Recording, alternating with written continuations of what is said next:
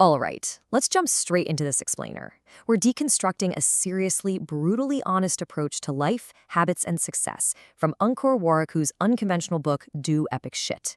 Listen, if you're sick of the usual fluffy self-help advice and you want a grounded, real-world look at what it actually takes to bounce back from failure, build habits that stick, and figure out who you truly are, you are absolutely in the right place. We're unpacking his whole playbook today, and honestly, it's going to challenge a lot of the stuff we've all been taught.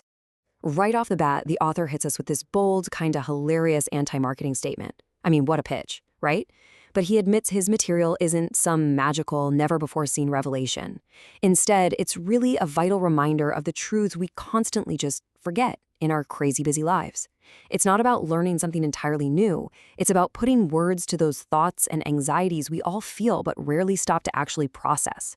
He wants you to go into this with total awareness. By digging into Warikoo's wildly turbulent journey, literally going from a failed space engineer to this massive personal brand reaching millions, we're going to explore how to completely rewire your mindset. We'll see how he escaped the rat race. And spoiler alert, it wasn't by following some perfect cookie-cutter template. It was by stumbling, reflecting, and eventually, well, doing epic shit. From money management to deep self-awareness, we are extracting the absolute best lessons from his playbook today. Okay, so let's kick things off with Section 1, the myth of success, and deconstructing societal expectations. We're starting by completely shattering the traditional, society-approved definition of what it actually means to win. You know the drill. The world tells you success looks like having a fatter paycheck than your neighbor, getting married by 25, or having some fancy executive title. But true success, that's defined by your rules. Self-awareness, authenticity, inner peace. Because think about it, if you stay true to your own rules, it literally doesn't matter if the world thinks you're a failure. And on the flip side, if you betray yourself to get there, all that worldly success won't mean a thing. You'll just feel empty. So true success isn't about the outward glory or fishing for external validation. It's literally just about looking in the mirror and feeling a quiet satisfaction about your own daily journey. Ask yourself, when you wake up, are you competing with someone else's highlight reel on social media? Or are you just focused on beating your own limits? Warikoo points out that breaking your own limits without expecting to, like say you crush 7 tasks when you only plan for 5, that joy right there, that is true achievement. It's 100% internal. Which brings us to Section 2, embracing your failure resume and why setbacks are actually stepping stones. Because if success is internal, then the way we look at our massive screw-ups needs a total rewrite too. Get this concept is so crucial that Warikoo actually dedicated his entire book to his failures and roadblocks. Obviously, nobody ever wishes for hardships, but looking back, he realized they were the exact reasons he is where he is today. Those brutal roadblocks paved the way to his self-awareness. We're all super familiar with that document on the left, right? A standard resume. But let's be real, it totally hides your true story. It's just a shiny polished showcase of your wins. But a failure resume on the right, that actually maps out the resilience and the tough lessons that define your character. A normal resume never tells people how hard you fought to get there. Your scars, the rejections, the terrible, horrible decisions, those tell a story only you know. Just look at his actual timeline. This is what a failure resume looks like in real life.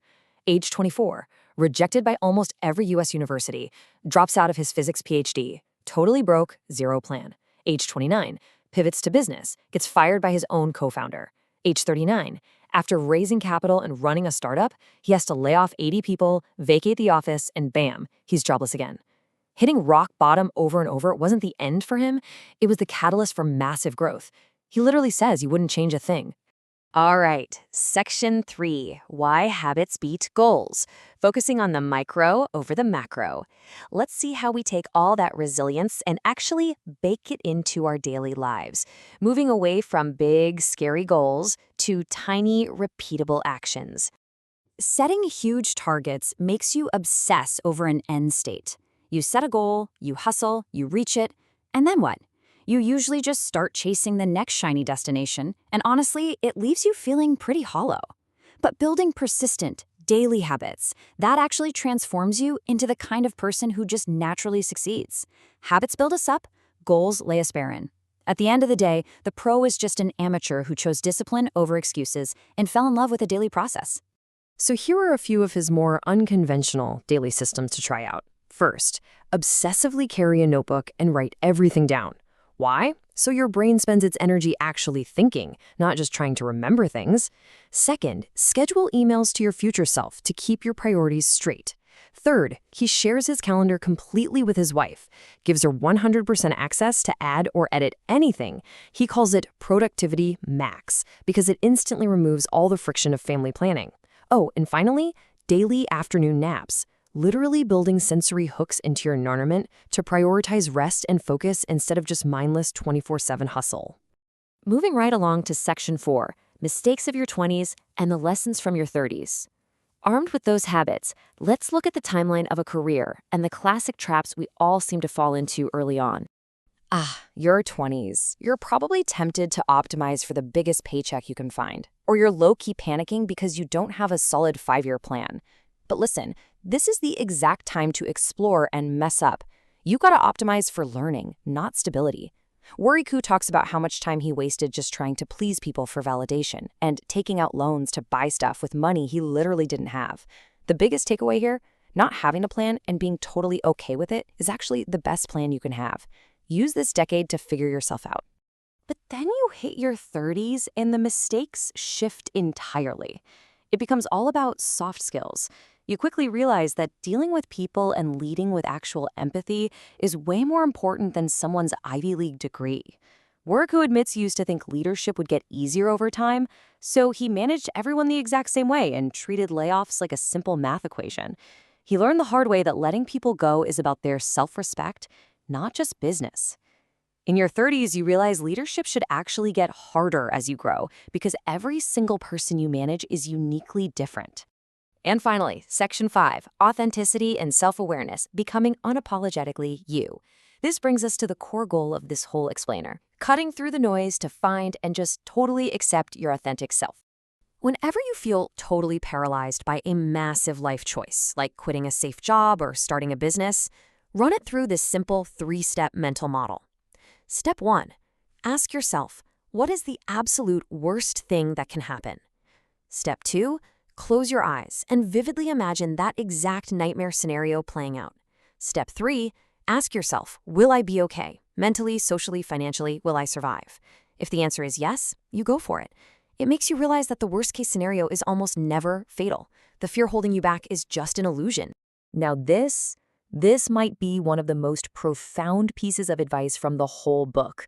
So much of our fear and procrastination comes from worrying we're going to disappoint the people we love most, which is usually our parents, right? We are terrified of letting them down. Warikoo says, confront it head on. Literally, sit down with them and ask for permission to fail. Ask them, will you still love and respect me even if I completely bomb this and end up in the worst position possible?